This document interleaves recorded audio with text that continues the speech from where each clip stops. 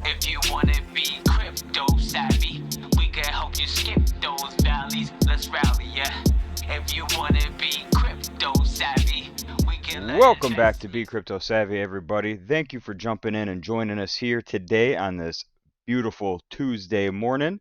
Beautiful because we have broken through that $30,000 threshold. This played out pretty much exactly as we were anticipating and that we've been talking about over the past week and a half, 2 weeks or so. We breached the $30,000 level like we were anticipating, touched the top of our support band, or I'm sorry, our resistance band, and saw a slight pullback right around that $30,000 level, and we are currently sitting at 30,145 at the time of recording. Checking out the Bollinger Bands that we've been talking about over the past couple days with our pinch, you can see that this is finally starting that breakout. Now let's talk quickly on where we think that this could go. And to do that, let's jump down from daily time frame down to the 4-hour time frame. Now that we're zoomed in on the 4-hour time frame, I can see quickly that this is a definite impulsive 5-wave structure. 1, 2, 3, 4, 5. Now let me zoom out just a little bit so we can get a better view at that. Now, knowing that this is a 5-wave structure and assuming that the 4th wave has indeed pulled back to its fullest, if we use the Fibonacci sequence, we can use this tool to predict about where that 5th wave should come in. And assuming that we come up to the 1.618 or higher, which is what we should do in an impulsive wave, we can predict that this 5th wave should come in the area of $30,772. Now, with that being said, I think there is a lot of momentum and FOMO behind this, and I would definitely anticipate this being able to come up even a little bit higher. I would be looking for probably a price range even coming up to around 31,000, and at that point, anything can really happen. If you zoom out a little bit farther, you can see that we do have another resistance level slightly above us here at 32,000, just about $32,000 on the button. So do keep that in mind. Now, as far as a longer term outlook, now zoom back out into the daily time frame.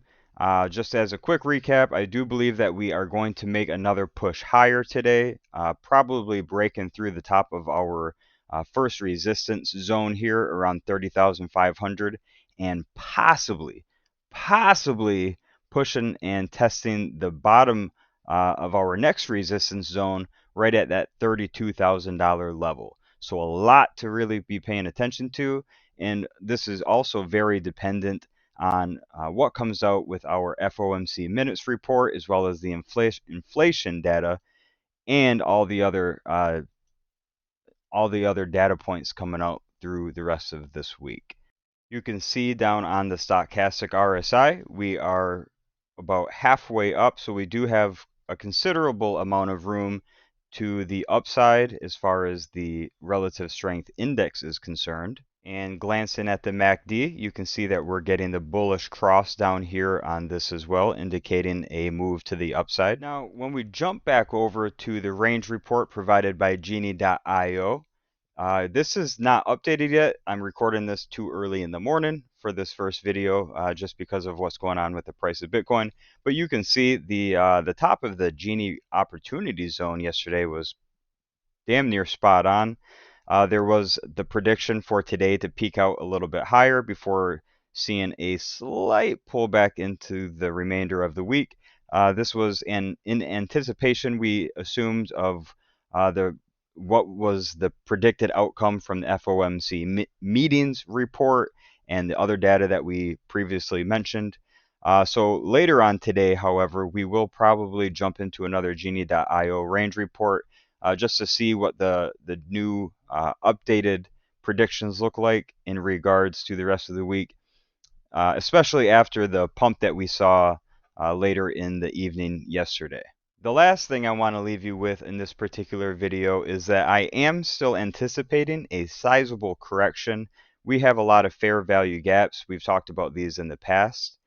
We just actually created a new one with this pump that we went to the upside.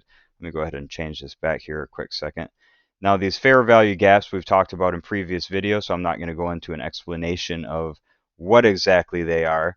However, the price does typically, more times than not, migrate back to these areas after it leaves what's called fair value gaps.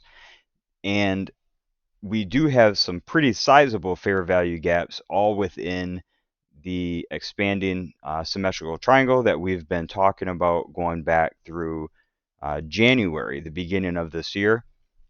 So last thing being said, we are anticipating some upside, some euphoria, some FOMO. It's exciting.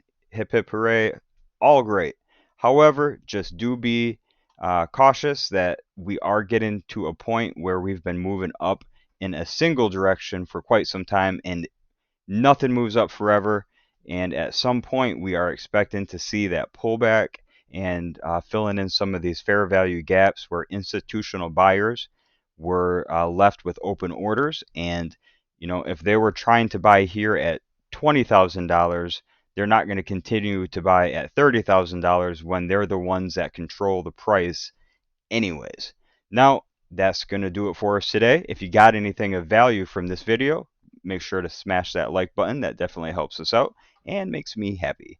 So we got our later video coming out as well. That'll be our typical news updates, and we'll probably most likely throw in a little bit of the Genie.io range report onto that as well, considering what is going on in the market today. So keep an eye out for that, and we'll catch you on the next video. See ya. Comment and subscribe. Like, comment and subscribe, yeah.